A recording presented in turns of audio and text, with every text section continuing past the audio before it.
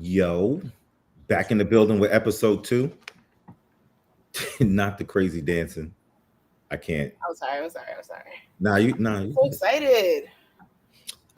Yeah, so it's a kid from Brooklyn with obviously Coco the Don. I just like saying Coco the Don.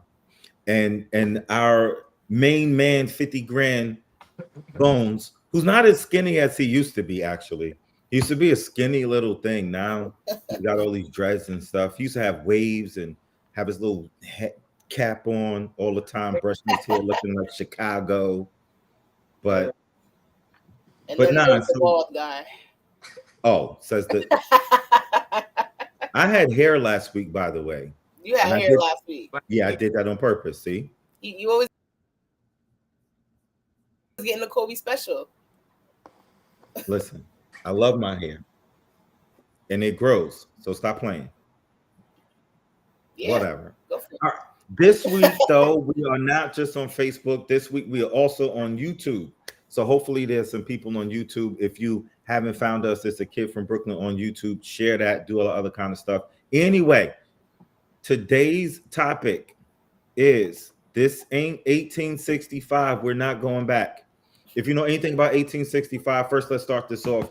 Um, if you know what's going on in Texas right now, you know that Trump and his crazy people have lost their minds and they have decided to get rid of 5 congressional districts that are basically representing black people for the most part, but black and Hispanic people, and to turn those into Republican, basically majority white districts so that they can win the midterm elections, keep control of Congress, and Trump can do all of the crazy things he's doing and still be a tyrant. But here comes California to the rescue, and they now in November are having a special election to gerrymander their own districts. And New York is talking about doing the same thing, and I think Illinois is talking about doing the same thing. So a bunch of Democratic states have gotten together and said they're going to do the same thing and flip all of these districts so the Republicans can't win anything. And if that happens, it's going to be real interesting. The crazy part, though, is um, we were talking before, and this stuff is never done. They redistrict during the census. So this is the first time we're seeing a redistricting outside of the census. So it's a power grab, it's a racist thing. And so it's not 1865. I remember those t-shirts that say, don't let your ancestors get your whipped. So that's how I'm feeling in this moment. That's how you feeling today. Okay. That's how I'm feeling I was today. about to say, okay. That's kind of how I'm feeling today. Like don't this I have, what does it say? I can't eat with or be with people Harriet Tubman would have shot. So yeah, I'm very upset about all this. But what say you people?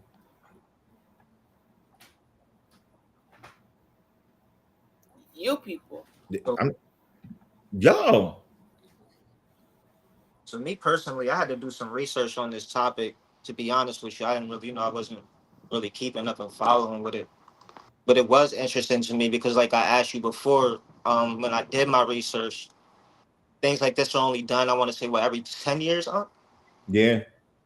Yeah, and they're doing this mid-decade, and then on top of that, it's something that's being pushed by the president as well. So it seems like it's a crazy power dynamic going on. But so what is this? What does this mean for Black voters and minority voters? It means that you lose representation, It means right? we have zero to no representation. Like 100%. none. It says, what did it say? I watched a video earlier. It said like it would take 1.4 million Hispanics for just one vote.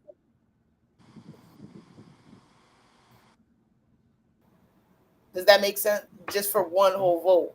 And then the white tech, and I feel like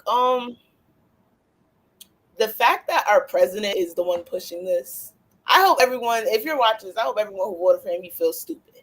I really hope you do. He's done nothing good. This has been pushed by him, He's not making America great again. It's all a sham. I just want to clear Black something people up. in Texas. If you call him my president again, I will fight you. Because that I don't. That's not my president.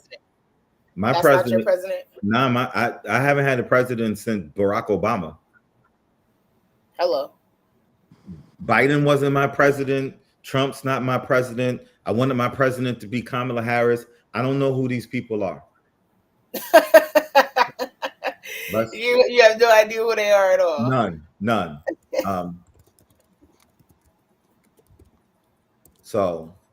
But yeah, like was said, Steve, it'll take 1 million votes to basically equal the power of a few white votes, right? If this goes through. And so for me, I'm gonna go ahead and make the outrageous claim right now that this is our fault. And like Black people, we're the only people right now who are standing between the end of whatever democracy looks like and like the apocalypse. And I would dare anybody to fight me on that. If you didn't, if you didn't vote, go ahead. I think Black people already think their vote doesn't count. Like, when's the last time a president has promised something to Black people? You know, like that's the type of stuff that us as a culture we look for. Like, what's going to benefit us? And nobody's promised that, so nobody feels the need to vote. Nobody thinks their vote matters. And you can look at videos online all day about why people saying they don't vote, and it's all the same thing, saying their vote doesn't matter. That's what they believe. So I can't say it's like, I don't think it's being like purposely done, like, oh, we're just not going to vote. Like, forget that. I think it's because people think their votes don't matter. Y'all are younger than me. How many elections did y'all vote in? Because I voted in every one since Bill Clinton. I'm not gonna lie to you. Actually, this election was my first time voting. Did you say one, Steve? No, I didn't. Oh, you didn't vote at all? No, I did not. I did not vote. Oh my God! So you gave us Trump. Tell us why you didn't vote. Please tell us why you didn't vote. Please. I mean, to be honest with you, like it kind of like what you said. I don't really feel like my vote is gonna matter at the end of the day anyway. I don't know. Like, I don't know. I don't really. I mean, I feel like we had this conversation before. Like, I don't even like the fact that things are divided into these parties to begin with. I just think there's a better way overall. But I mean, that's what it is right now in America. We have Republicans, we have Democrats, but I don't know. I don't really like what makes me a Democrat or what makes me a Republican. Like, so to say, like, I don't know. Like, I've never really felt like I should go out there. A lot of broken promises with these candidates too. So, okay, I understand that. I'm be honest. No, it's not. Shut up. It's nothing fair about that. I'm gonna be so unfair. Like when people tell me, "Oh, I didn't vote," I kind of go, "Oh, because my vote didn't count," or I feel like my voice doesn't matter, and all of that. Like, how can you tell if your voice matters if you don't add your voice to the conversation? Right? You can't, like, that's like complaining that there's no tissue in the bathroom, but you didn't go get tissue to put in the bathroom and you knew where it was.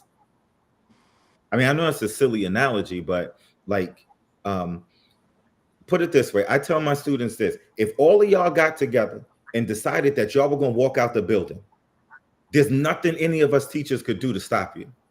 It's too many of you, period. So right. if you put your voice to a whole bunch of other people, it's not guaranteed that you're going to get what you want, but it is guaranteed that people are going to hear what you said because you voted for this. And being a Democrat or a Republican, it doesn't even matter, right? At the end of the day, you can vote for who you want to.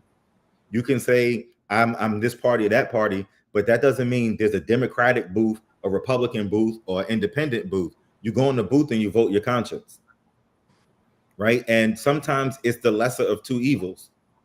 Now, people might have said, "Oh, I don't like Kamala Harris. Oh, I don't like this person or that person." You like what you got? Right.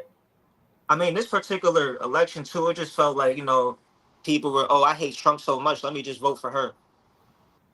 Like, But that didn't even happen. I mean, true, it didn't have. He ended up winning, but at the same time, it's just like, what made you want to vote for her? Let me ask you that. So I voted for her in the primaries when she first ran against Biden.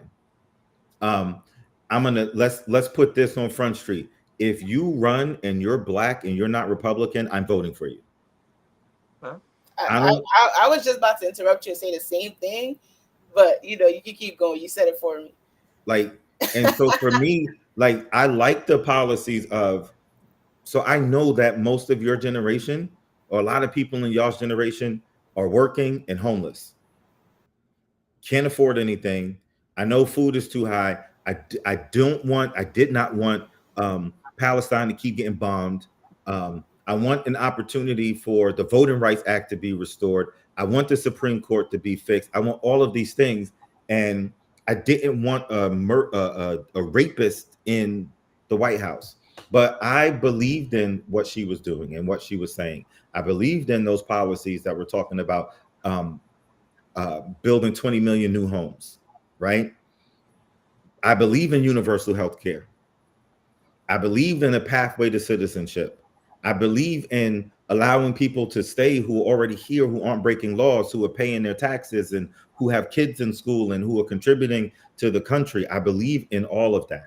I believe in equality. I believe in the George Floyd Act. I believe in getting rid of what is this thing? Immunity for police. I believe in all of those things. And those are things that she championed. I believe in trying to get black kids to stay in school and not putting people in jail just because they were smoking weed. And if people are like, oh, she put so many people in jail. If you went back and did the research, no, she didn't. But the problem is nobody really believed or heard what she was saying because everybody was believing all the propaganda. And so, I mean, that was just me. But now look at where we are. You voted, Chanel? Well, you want to know why I voted? Mm-hmm. That's what you said? Okay. So I voted. I mean, it was my first election. I'm 18, so my grandmother, first of all, was all over me because that's her thing. She sit and watch the news all day. She said I couldn't call her if I didn't vote. So, had to vote. And afterwards, I can say I felt, like I did something. And when you look at Trump, he's a rapist. He's just a really bad person. The Project 2025 thing, I know for me, I'm a black woman and I'm gay.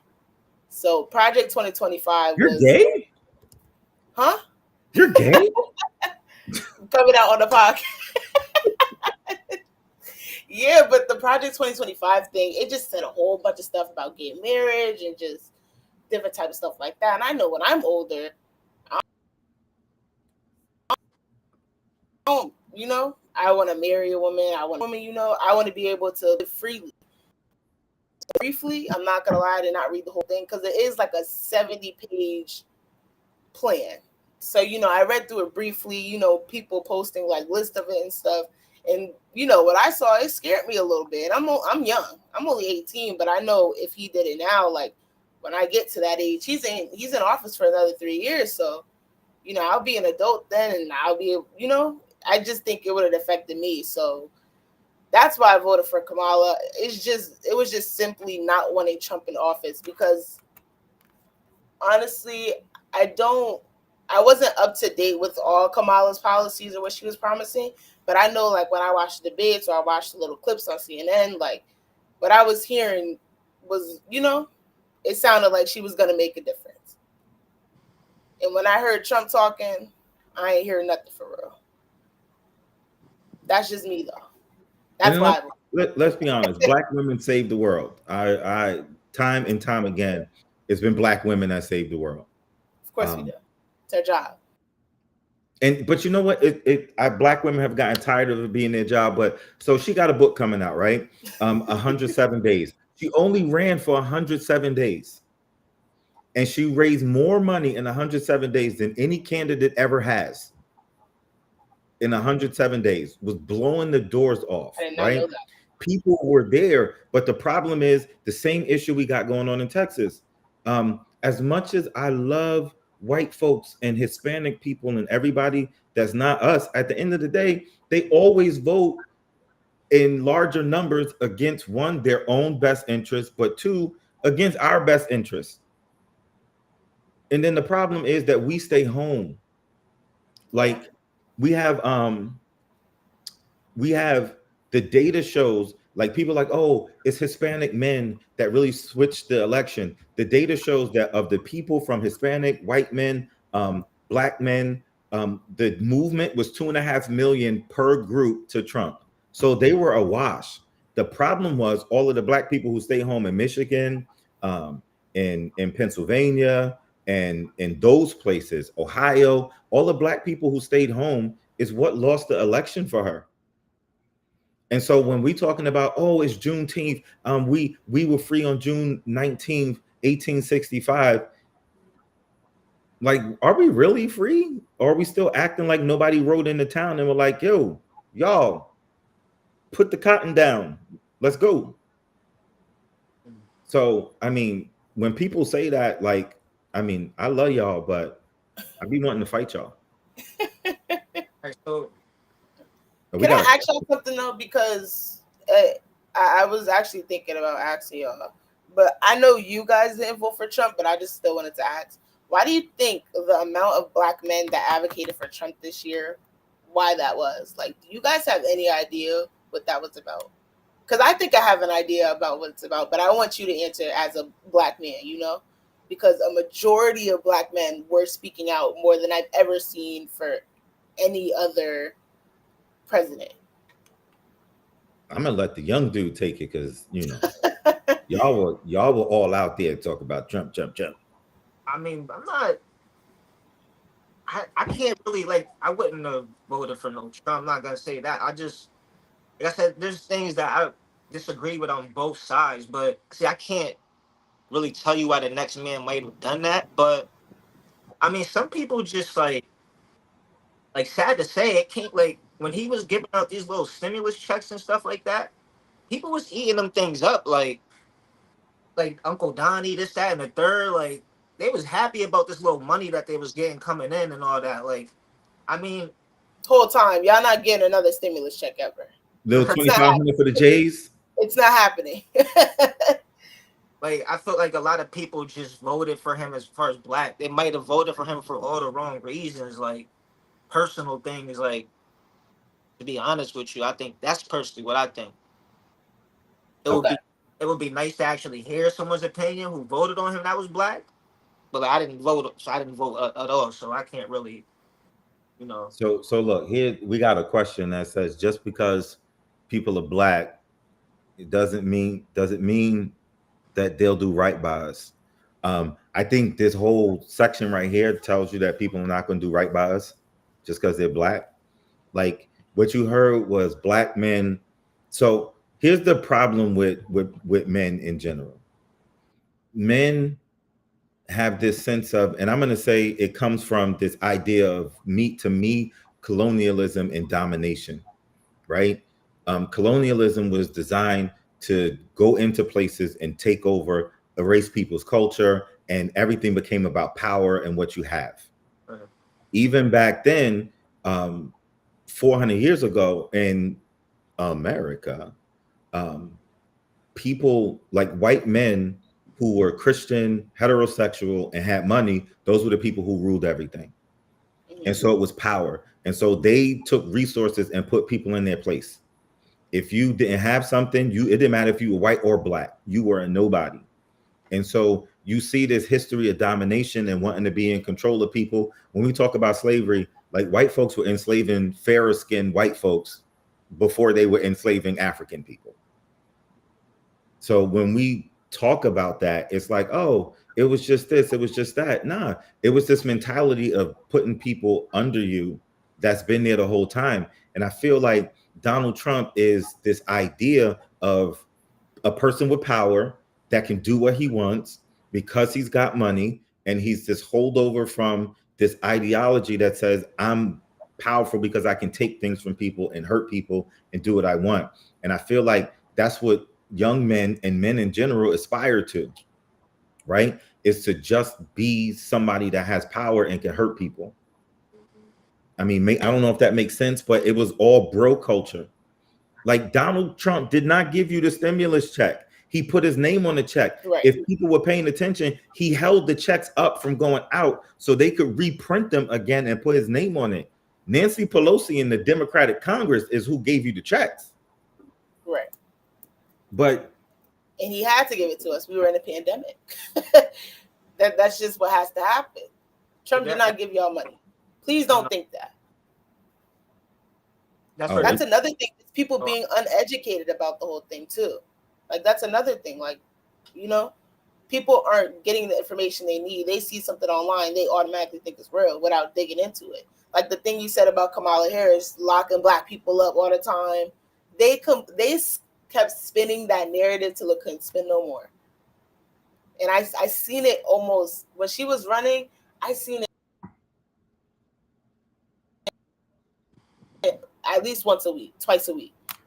The putting black people in jail. She not gonna do nothing for us. Doesn't make any sense. So if you had to do it all over again, would you vote? Yeah. Well, I was gonna ask you a question before even, Be honest too. Be honest. So, all right, you said it's black people's fault. So I could be one of those people at fault for not voting in the actual election. But how do we educate ourselves so that we get off the couch and feel comfortable giving a vote without just saying, "Oh, that's a black woman, I'm gonna vote for her"? But you see what you just said? How do we educate ourselves? If I have to tell somebody how to educate themselves, then there's a couple things. Number one, it's like a failure of the system. Number two, it makes me feel like people are lazy, right? Because all the information, we could find information for anything we want, right? If you go, like the comment here says, like, they think black men voted because they said that Trump was straightforward, like beauty shop talk, right? Talk in the barbershop. If you go to the barbershop, you're going to talk about sports. You're going to talk about all kinds of other things that you got massive amounts of information on because you went and looked at it. You did the research. You did all of that. What that really says to me is a person who's apathetic, right? A person who's like, I don't even care that much anymore. And so when you get to the point where you don't care, it's basically saying you want all of these things to change, but you're not willing to put the time in to figure out how to make it change. And that could be go knock on somebody's door during the election season for the candidate that you think is saying the best stuff. Go to your friends, get on your own social media, have a little thing at your own house or something that's like, yo, let's get together and talk about this. What are we going to do? Like, we can't just sit by now and say, my voice doesn't matter. I think right now, nobody's voice matters. Not even the people that voted for this crazy man. Like, he doesn't care about them either. So, hashtag FAFO. Now everybody finding out. But I still want to know, would you do it again? I mean, I probably wouldn't, to be honest with you. So you probably wouldn't vote again? Like I said, I'd have to do the groundwork myself and really see what's what. I mean, with all these different news stations having different views too, I basically have to dissect what's right and wrong though. Because every news station don't have the same view. They're not saying the same things. They're not showing you the same things about these people. Like, but which one aligns more with what you feel, right? Your value set. I'll give you a question, and I'm gonna be really like out there. If I said, look, I'll give you two options. Put this gun to your head and pull the trigger, right? Or put this gun in your arm and pull the trigger. Which one you gonna do? Put it in my arm and pull the trigger.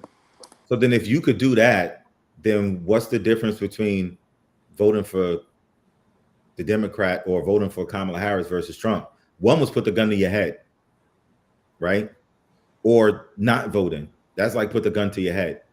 The other one was shoot yourself in the arm. It might hurt for a little bit, but you're going to survive this. I mean, I see what you're saying, but like, I don't know. I just Also, with your question, Steven, I feel like you educate yourself on what you feel you need to educate yourself on. Like, we talk about sports all day. We talk about sports all the time. It's things that you have to want to engage into it, you know?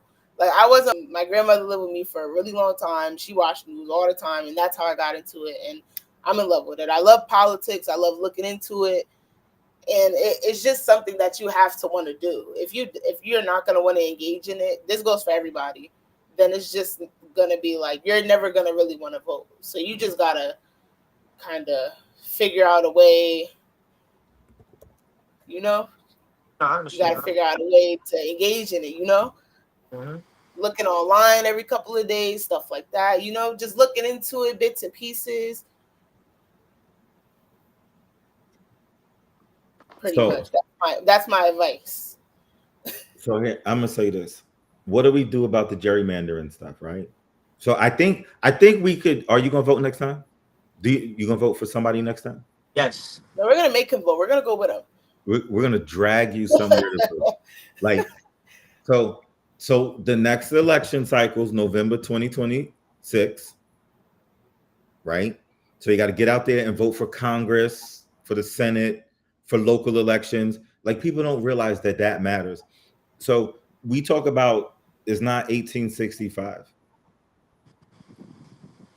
The Reconstruction era, Black people had so much power, right? We voted. We had our own communities. We had our own politicians. We lived with white folks, right? Poor white folks and African slaves and the descendants all and lived together, and they voted together and all of that. But can you imagine if Fannie Lou Hamer, right, who wanted people to vote, and then they put her in the hospital, put her to sleep, and basically took out her uterus without even giving permission or even letting her know? Or the Tuskegee Airmen, right? Or the syphilis, the experiment in Tuskegee, the syphilis experiment. Or I just read about a woman who she had fibroids, cystic fibrosis, and they literally were operating on her and two other women without anesthesia. And she's the reason why, because white women were getting cysts, they were getting all of these fibroids and everything. And so he experimented on this Black woman with no anesthesia, no medicine, no nothing, and figured out how to treat that, and then started treating white women and giving them anesthesia and all of that. And this dude is known now as the father of gynecology, right? Or I can't remember the woman's name, who her cells are still today providing cures for diseases in us, right? All of these things happened. They were allowed to experiment on us. Like, and that was because there was no laws against it.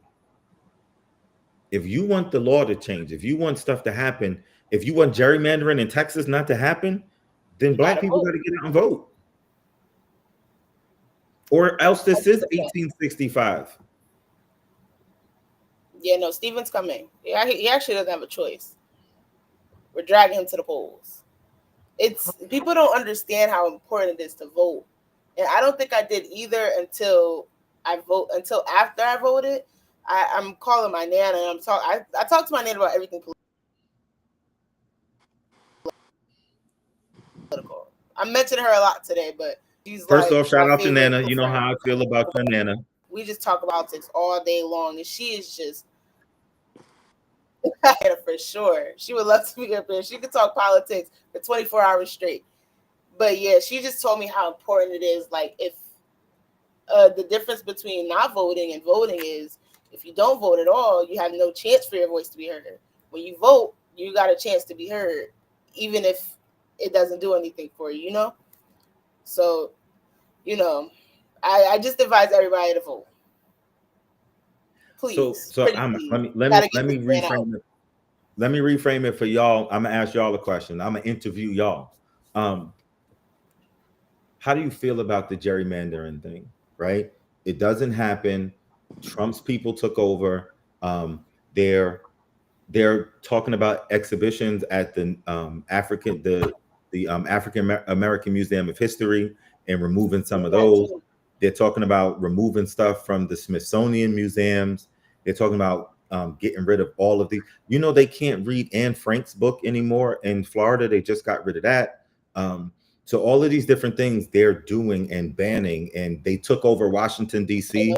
They took over, you know, putting troops on the street. They're about to give the soldiers guns there. They're talking about doing that in Chicago, where the crime rate has gone down in Chicago by historic numbers because they have a black mayor, right? So same thing in Maryland and Baltimore. Numbers are going down, but they want to take over places like that.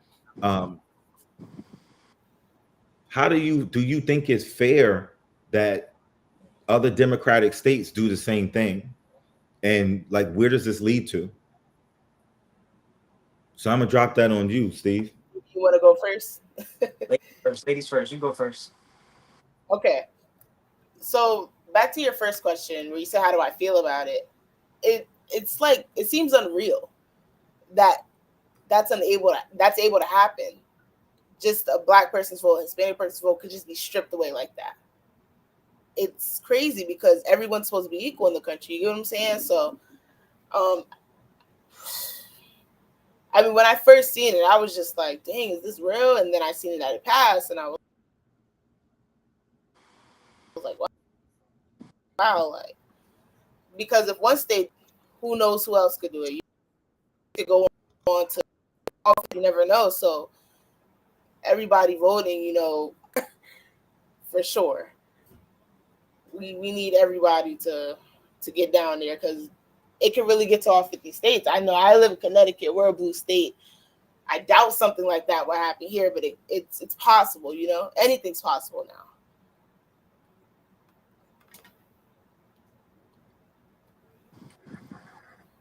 I mean, the way I feel about it, I mean, when I really look at it now, like the fact that they have to do all these things to like try to basically like manipulate a vote and the way an election goes, it does show me the importance of that we have as black voters. It makes a lot of sense now. It's just for like I said, it's like the miseducation, the people that you speak of who are not getting up off their couches, and you know, even like on the small scale, like just town voting or whatever, like things in your district, like right. It's like we're being stripped of the vote. That is like, I think, basically we're being stripped of a vote. Yeah, I think right. I think we do need to actually, you know, do better and get up and vote. There's a reason why they're doing all this. I think our vote is real powerful. The numbers we have to, you know, it's just things should go in our favor. People actually got up and just took the initiative to, you know, play their part. Just put that vote in. So then let me ask you this question. How Yeah, that was cute. What do you do to change it though? Right? Because honestly, it's not up to the person next to you, it's up to you. I mean, I gotta educate myself. That goes without saying. I gotta start to really look at these things, do my own research. I mean, like I don't want to just get up and because someone says, "Oh, you need to vote," and just go vote because that person is black or this person does this. I need to educate myself on the topic and who these people are and what's going on first. But that's on me to do. I know I understand. That's on me to actually put that work in. So would you ever vote for a Republican? Can't say I wouldn't. See, can't really sit here and say I wouldn't. So think about when I say let's play word association. I'm gonna do is everybody say what you think. I'm gonna say Republican. Give me one word. Republican. Go. Rich. What do you think of? Rich. I say rich people. Nah, no play it safe. What's that word in your head? I want to say, I don't know. I mean, I wanted to say power for some reason. Power. Okay. So I say Republican, y'all said rich and power. So rich and powerful Republicans. All right, Democrat. I don't want to. Nah, say it. Say it. The way I was taught when I was a kid was Republican was rich and Democrats were for the poor. That's how I was taught, like from a very, very, very early age. Like I'm talking like 8 years old. So you got 4. Go ahead. Underdogs. So listen to what neither one of you said. You didn't say a race. You didn't say a religion. You didn't say a color. You started talking about people and like the state of people, right? Rich versus poor, powerful versus underdogs, right? That's not about education. That's about values. So when we say, yo, I got to go educate myself on this, where do your values lie? Do your values lie in taking care of people who are underdogs and who are powerless and who are poor? Or do your values align with taking care of people who are powerful and rich? Right? So right. So where are you on that? Because it all starts with values first, right? I hear you. I hear you. I do. It's just like He coming at you this hard because you ain't vote Steven, by the way. That's why he coming at you this hard today. He got no. He's still he back Kabbalah in the house right now. He's coming at you hard today. Like it's a lot of like shenanigans that I've seen. It's just like that's why I had rather not have voted for either of them. Like, and y'all could correct me if I'm wrong. Like, what's up with this whole walking around with hot sauce in your purse thing? Like, what is all that extra for? It's not extra. See, that's the crazy thing, right? So okay, you and I know. So we how do I put this? We have people in the family who we would consider as being hot sauce in the bag people. Okay. Right. So let's just be honest about that, right? When Beyonce sings about hot sauce in my bag swag, nobody's like, oh, she's pandering to get album sales. So when somebody makes a joke and says I got hot sauce in my bag, then it's like, oh, they're pandering because they're on with Charlemagne, right? And all of that. Some things are just black and funny. Like it's just us, right? Yeah. I mean, you think that first off, she doesn't walk around with a purse. She's the vice president of the United States. She don't carry her own bag. What are y'all talking about? Like, she doesn't even open a car door. Right. She still doesn't open car doors or drive herself anywhere. She can't. So, I mean, like when people freaked out over that, I'm like, yo, y'all are killing me. Or when they said Barack Obama had an accent in certain places, when he was here, he sounded more Southern. And when he was here, he didn't have a Southern accent. The man is from Illinois. If you ever heard anybody from Illinois talk, they sound like they have a Southern accent, or at least one that's different from us. I say water. You weirdos say water. Like I say, if I'm in Brooklyn, I might say your mother. Y'all will not say your mother. Did you say you can't take me anywhere? No, I said that makes you weird, not us. I say water. Yeah, exactly. Water. Water. Water. But like when all right, but when I'm talking somewhere, like if I'm in school or something, I don't go water. Yes, I do. I do. I'm lying. I do. Yeah, why did you say your lie like that? That was crazy. Yeah. My bad. That was insane. Yeah, you're never gonna catch me saying water. Yeah, no. How he talking right now is exactly how he talks to his student. Yeah, y'all are nutmeggers. I don't like. Oh, see, even there, I can't say meggers, right? I say nutmeggers, like, but, like. So talk to me, and I'm not really coming at you, Steven. Yes, you are at this point. Yeah, I'm not really coming at you. You standing in for all of your kin folks. I'm sorry. We can't. It's one love, Marley. It's one love. I'm sorry.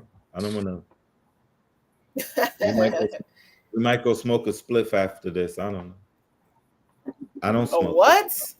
Come Oh on, my y'all know. gosh, I that don't was smoke. terrible. I get higher on Who Chris taught Brown you? concerts. Who taught you that? I don't know. Who taught I'm you the old word school. spliff? Should I don't know. Should I what should I call it? Reefer? Yeah, that's what you call it, old man. That's you But look, supposed to call it. Reefer. watch this. If you didn't have Democrats in office, and this is going to be wild, if you didn't have Democrats in office, then everybody be going to jail for weed. I'm just saying. Think so? Come on, we know so.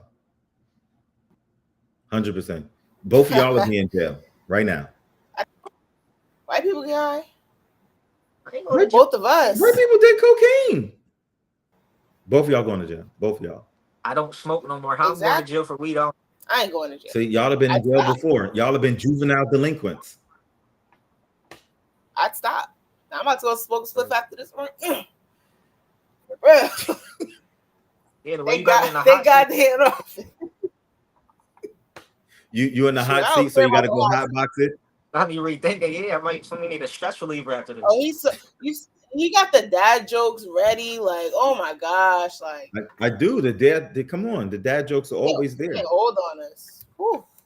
Look, I'm not messing with y'all, but on a serious note, this can't last forever, right?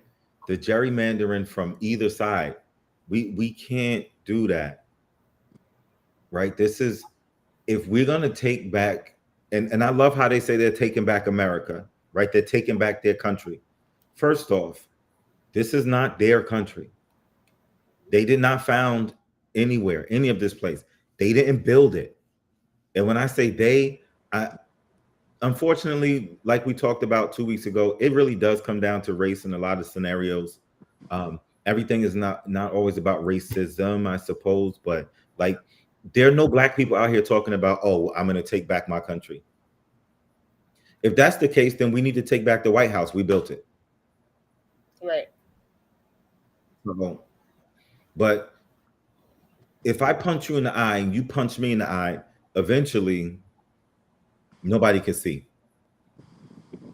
And so at the end of the day, I want to ask you a question because you're a teacher. So I want to ask you, why do you think, because half of the stuff I know about Black history, I did not learn in school. I learned from you, of course, my Nana, my mother, my grandfather, I've been to the Smithsonian Museum about 3 times now. I still haven't finished it. It's a great museum. I'm going back in October too. You can't get enough of it. Like it's the best. But anyways, why do you think that schools don't teach this? Like, give me because I know they're gonna say like writing stuff, like, but I just want to hear your similar. But you know, I just from a teacher perspective. I think from a teacher's perspective, we don't teach it because it would fundamentally change the system that we have. If I empowered an entire group of young people to think more highly of themselves, if I empowered all of young students, Black, white, whoever, to understand the truth of history, then it changes what people will accept. It changes what they're going to accept. They're not going to go into the world thinking that there's only one system. They're going to think the system is broken. They're going to know the system is broken. They're going to demand change. And the fact that we have 80-something-year-old politicians who are sitting in Congress and making decisions based off their own like upbringing that says America was one way and there's only one way to think about people and all of this. If I really told the history to young people, they would grow up and change America. And that's not what they want, because it's to keep people in the dark and to keep them ignorant means to keep those people rich. And so you would completely break the system. And you already know in my class, I say what it is. I don't lie about any of the stuff. I don't hide it. I'm not worried about somebody saying, oh, you're trying to indoctrinate our kids and all of that. If you can challenge me on that I was wrong about history, then like what y'all don't know, and this is from a teacher and giving you some of the inside stuff, teachers are afraid to tell the truth, especially white teachers, because they feel uncomfortable having the conversations because they have said they don't want to be looked at a certain way. Number two, there are some teachers who have racist ideas and they're in the classroom every day with these kids. They're in the meetings with me, all of that. And then on the flip side of that, a lot of teachers just don't know. They're just really ignorant to it.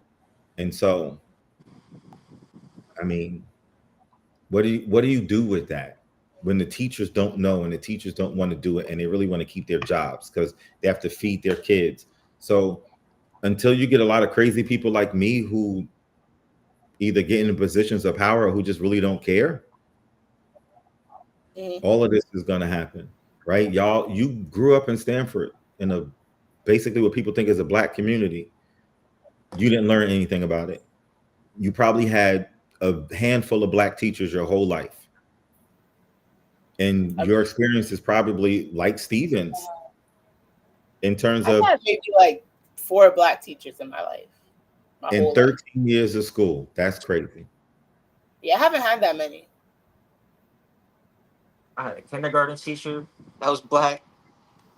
I only had 2 in high school. And then, damn, I don't know. 2 in high school, 1 in elementary, 1 in middle school. That's it. So what if I told you the national principal of the year is a black man named Damon Lewis from Norwalk Public Schools? That's 2025, but you're not going to hear about that. I talked to him the other day, Damon Lewis. And so I talked to him the other day and he agreed to mentor me, right? So they're black professionals doing it, but you're never going to hear about it. So when you ask that question about education, there's too much money in it to keep us ignorant.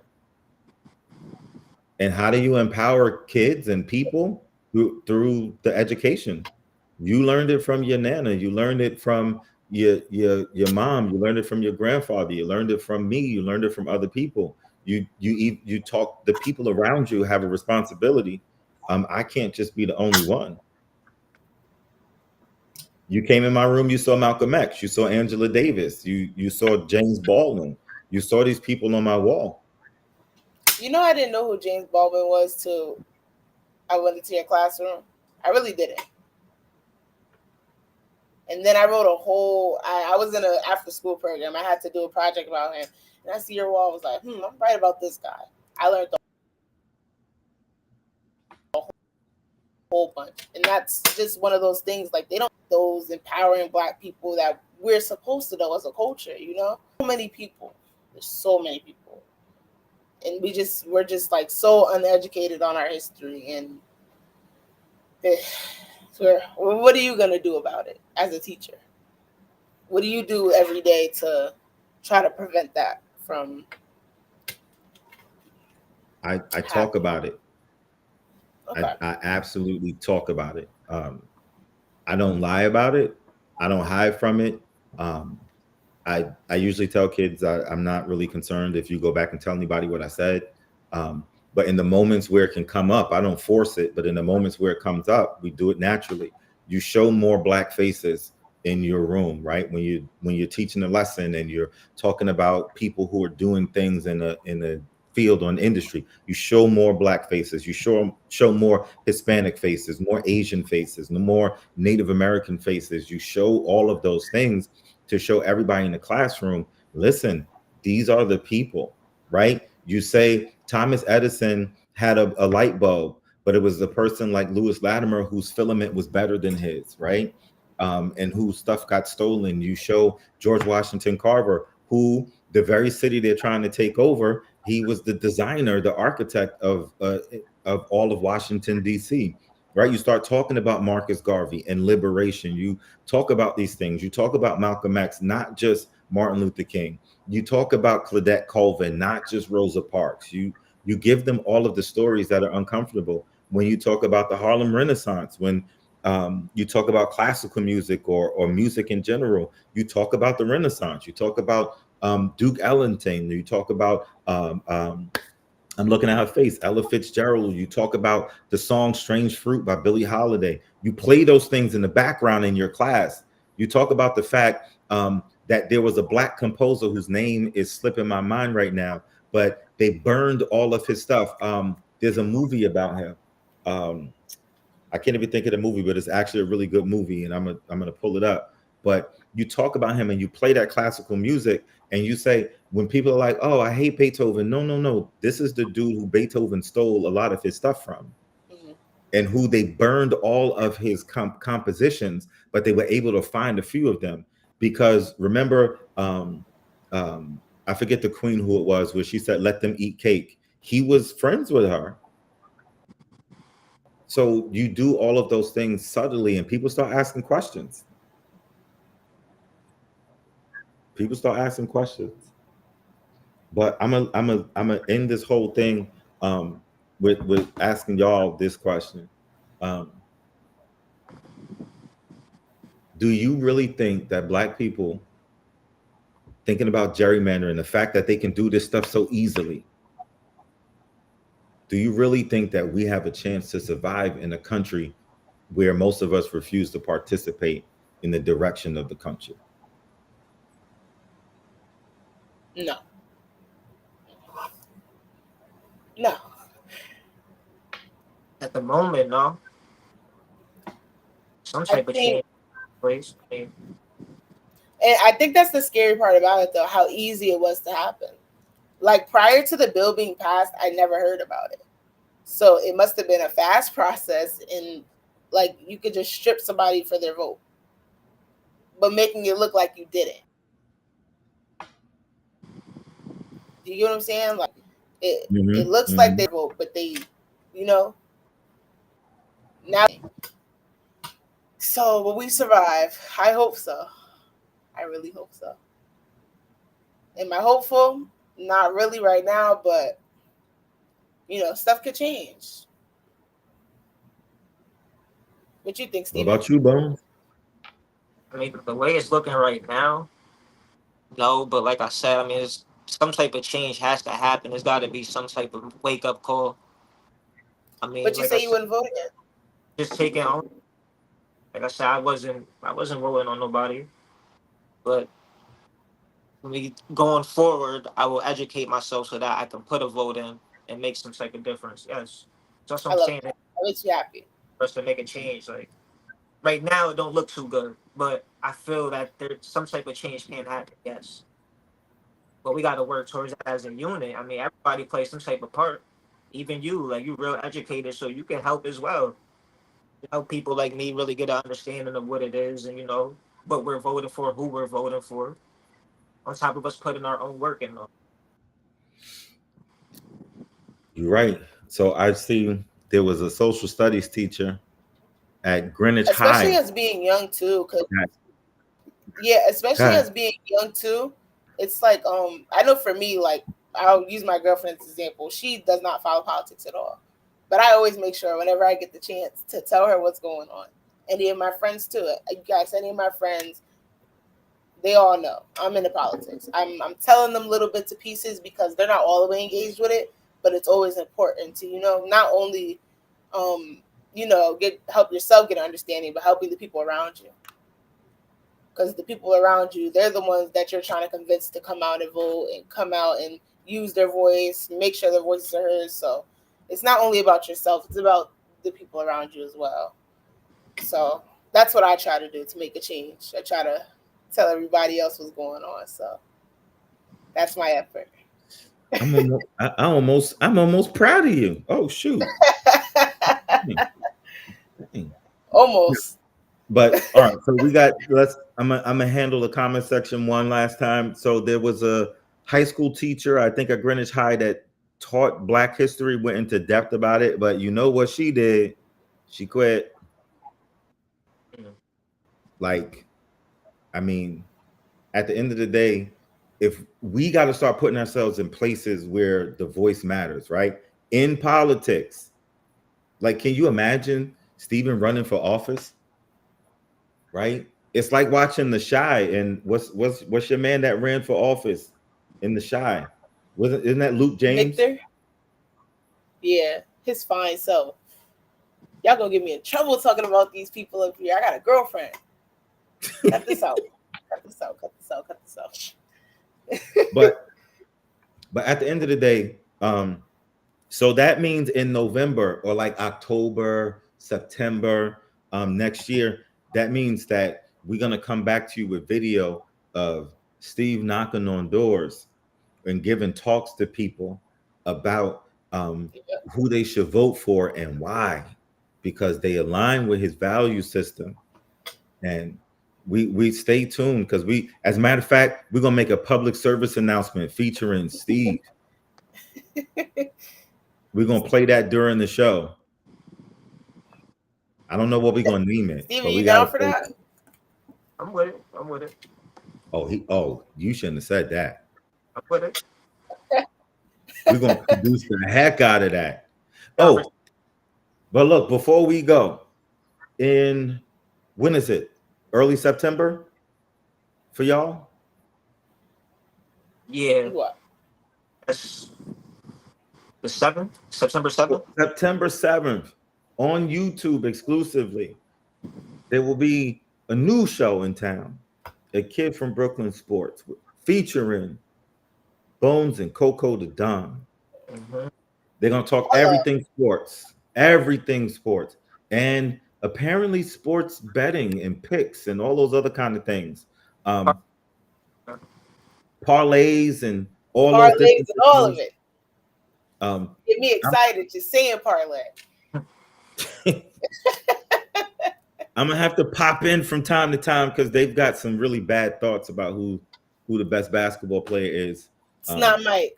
It's not Mike. Yeah, it's definitely not Bron. Bron is the Trump of the NBA, but it's not Mike.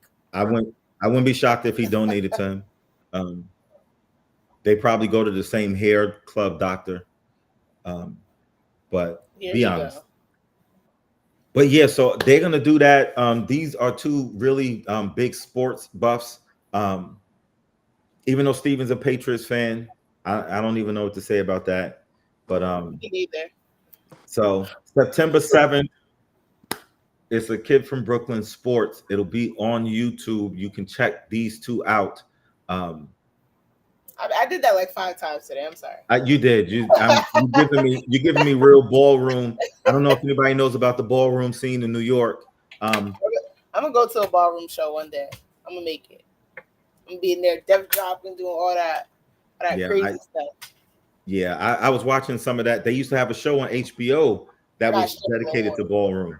I stretch a little more for that though. Yeah, a lot of it more. a lot of it more. I'm getting there. But yeah, if you don't know what we're talking about, go check it out. Ballroom scene, New York City. It's a big thing. Yeah. What are you doing over there? It is. All right. So, any final words from you two? If you didn't vote like me, start to put the work in so that next election we could play a part and actually try to make some type of change. That's really it. You said, is there a word from YouTube, or do we have a word for you? From you two, the two of you. Like, do you have a closing thought? So I give a word to. Everybody, please get out and vote. Don't be a Steven. Be a Chanel. Get to the poll. On that note, Steven gonna kill me. No. Y'all put me on the hot seat for real today. Yes, I know. Nah, it's all love. It's all love. It's okay. You're getting dragged next time. That's all that matters. Look, right? Listen, But yeah, ladies and gentlemen, go out and vote. Gerrymandering is a thing, and this is not the last thing they're going to do. This is not just about black folks or white folks. This is about all of us coming together and doing what we need to do to vote in one big unified voice to say that we want America to live up to the ideals that it really says, like all men are created equal, right? Endowed by their creator with certain inalienable rights, among those life, liberty, and the pursuit of happiness. We want that, but that does not happen unless we get together and bend the moral arc of history towards justice, right? Period, point blank. And like my man 50 grand, like my man Malcolm said, sometimes we got to do this by any means necessary. That doesn't mean we're going out there and having a pow pow war or a pew pew war, but it means that we get out there and we talk to people and we have hard conversations and we do what we need to do, because that's the only way any of this stuff is going to work. So get out and vote. If you know somebody in California, tell them to go vote for that change so that they can change the districts. I don't think it's right to do it both ways. I don't think any of us do, but at this point, we got to do what we got to do in order to make sure that we survive. So thank you all for tuning in. These weirdos here, I'm surprised I'm not getting another dance move over here from Ballroom Barbara. But on behalf of these two, so I appreciate it. We'll check y'all again in 2 weeks. What's 2 weeks from now, Bones? What's 2 weeks from now? What date is that? That should be the 14th. All right. So the 14th. The 14th is 2 weeks from now? What's today? No, the 7th. The 7th. The 7th. We doing both the same day? The sports and then the show? Okay. Yes, sir. Double duty. Why? Because we could do it. All right, y'all. We're going to see y'all in 2 weeks on September 7th. If anything changes, we'll let you know. Remember, you can check us out on YouTube at A Kid from Brooklyn. And also you can check us out on my page. That's Anthony Lopez. But like, subscribe, check us out on Apple Podcasts, check us out on Spotify, and soon, hopefully, if it ever uploads, on Google Music or whatever, Google's Amazon Music. That's what I meant. Whatever it is, I don't know. But check us out there. We'll see you again in 2 weeks. Peace.